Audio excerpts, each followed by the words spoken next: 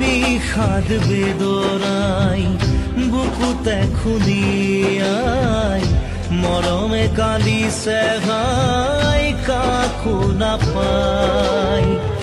বিষাদ বেদনাই বুকুতে খুলিয়াই জীৱনে কান্দিছে হাই পাই হেৰুৱাই। দুখে